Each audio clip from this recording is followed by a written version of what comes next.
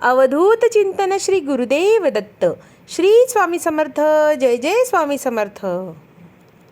स्वामी म्हणतात, बाळा, आम्ही तुला या संदेशामार्फत हाक देत आहोत. अशी हाक जी कधीच तू अनुभवली नव्हती. किती वर्षापासून, किती दिवसांपासून तुला या क्षणाची आतुरता होती. बाळा, तू केलेली जी आमची सेवा आहे ती आता आमच्यापर्यंत पोचली आहे आणि ती आम्ही सेवा स्वीकारणार आहोत. स्वामी म्हणतात, बाळा, तू खूप नशीबवान आहेस रे. कारण आम्हाला आमच्या भक्ताची, आमच्या लेकराची अवहेलना झालेली अजिबात चालत नाही. पण बाळा, काही क्षण हे दुःखाचे असतात.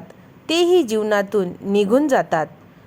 हळूहळू का होईना जीवन सुरळीत होऊन, सर्व आनंदित वातावरण होऊन जीवनामध्ये सुखाचे दिवस येत असतात.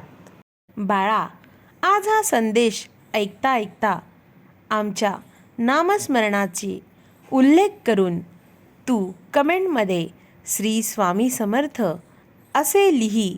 म्हणजेच तेवढ्याच तुझ्या नामस्मरणात भर होऊन तुझे जीवन आनंदाच्या दिशेने वळण्याकरिता तयार होत राहील.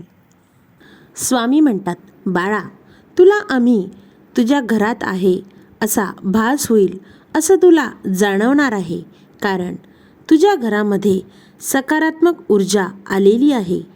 आणि होय बाळा, ज्या ठिकाणी सकारात्मक ऊर्जा घरामध्ये प्रवेश करते तिथे आम्ही सदैव वास करतो.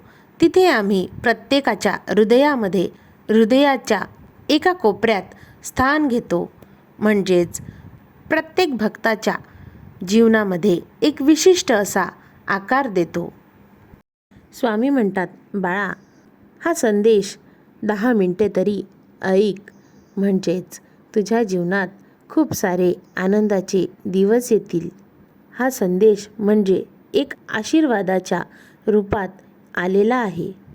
स्वामी म्हणतात, बाळा, तुझ्या आजूबाजूला असे काही लोक असतील जे तुझ्या चांगल्या आणि वाईटची आधीच कल्पना करत असतील. त्यामुळे त्यांच्या मानसिक आरोग्यावर परिणाम होत असेल. भविष्याची कल्पना करणाऱ्या बहुतेक लोकांच्या मनात अनेक प्रकारचे वाईट विचार येत असतात. वाईट विचार नेहमी चुकीच्या गोष्टींना आकर्षित करतात. बाळा, त्यामुळे नेहमी नकारात्मक विचार न करता सकारात्मक विचार करण्याचा प्रयत्न कर. बाळा, अशा काही पद्धती आहेत ज्यामुळे तुझ्या मनात वाईट विचार येण्यापासून आपण रोखता येईल. स्वामी म्हणतात, बाळा, कधीकधी तुझ्या मनामध्ये वाईट विचार येत असतील. अशा परिस्थितीत त्या गोष्टी तू कोणासोबत तरी व्यक्त कर. तुझ्यासाठी त्या चांगल्या गोष्टी ठरू शकतील. तुझे विचार इतरांसोबत तू सांगत चल. तुझ्या मनातल्या मनात बोलण्यापेक्षा मोठ्याने बोल. माझ्याजवळ येऊन तुझ्या अडचणी सांग. त्यामुळे तुझ्यातील वाईट विचार दूर होऊन तू नवीन नियोजन सुरू करून पुढे जा. स्वामी म्हणतात, बाळा, जीवनामध्ये जितका संघर्ष तू मोठा करशील तितके तुझ्या जीवनात यश मोठे येईल. सुरुवात करण्यासाठी तुम्ही महान असण्याची गरज नाही, पण तुम्ही महान होण्यासाठी सुरुवात केली पाहिजे. बाळा, उठ आणि पूर्ण उत्साहाने तुझ्या जीवनात येणारे दिवस चांगले कर.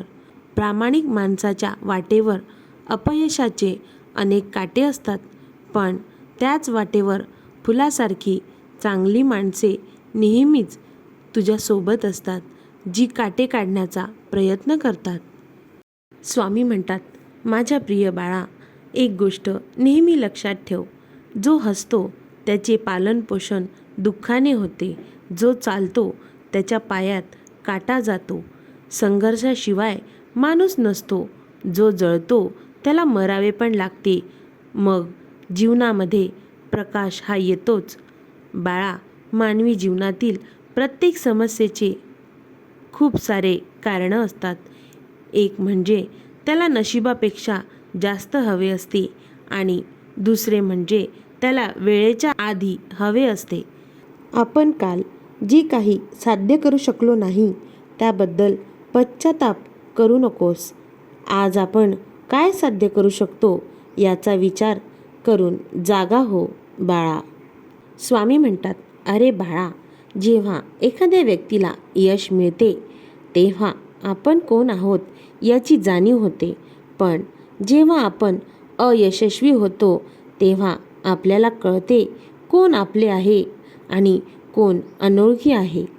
बाळा, तू परिस्थितीबद्दल विचारशील तेव्हा काहीही झाले तरी तुला काळजी वाटते की या गर्दीच्या जगात कुणीतरी तुझ्या जवळ आहे आणि ते कुणीतरी म्हणजे आम्ही आहोत. आम्ही तुझ्या सदैव जवळ आहोत. सत्य हे आहे बाळा की लोकांना फक्त माणसाची गरज असते. हरवलेला पैसा परत मिळवता येतो, पण हरवलेले चांगले लोक परत मिळवता येत नाहीत. स्वामी म्हणतात, बाळा, ज्या व्यक्तीच्या हृदयात प्रामाणिकपणा, निस्वार्थपणा आणि परोपकाराचा भाव असतो त्याचे जीवन अगदी आनंदित जाते.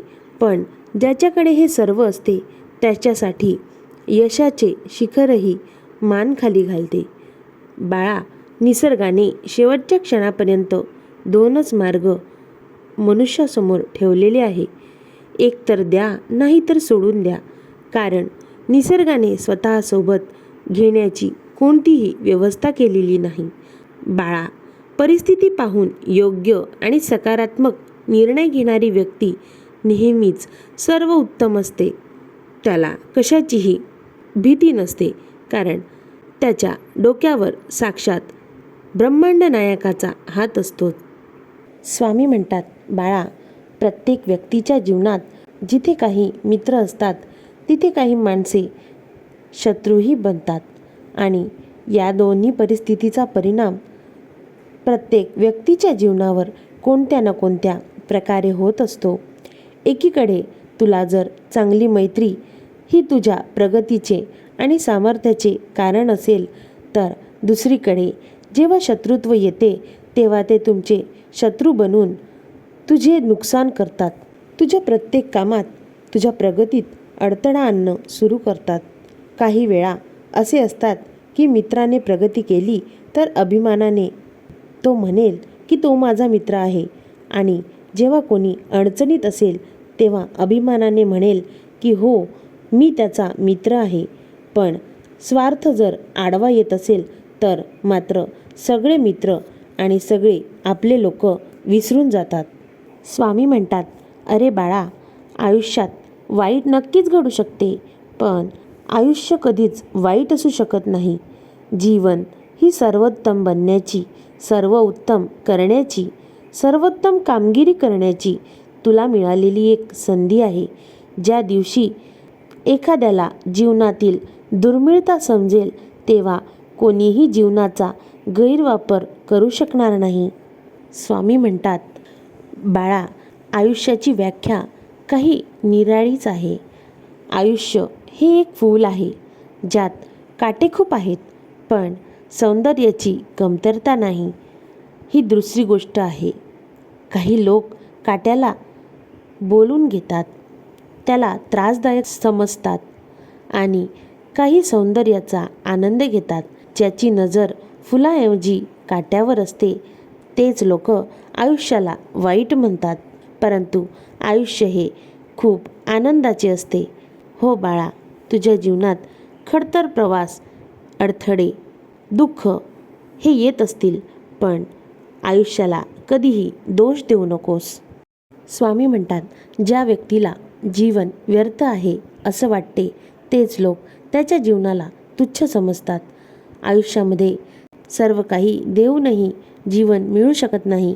बाळा, जीवनाचा तिरस्कार करू नकोस, तर त्यावर प्रेम कर. आम्ही तुझ्यावर प्रेम करतो म्हणून तुझ्या जीवनावर प्रेम कर. आयुष्याला वाईट म्हणण्यापेक्षा तुझ्या जीवनात येणाऱ्या वाईट गोष्टी तुझ्या आयुष्यातून काढून टाकण्याचा प्रयत्न कर.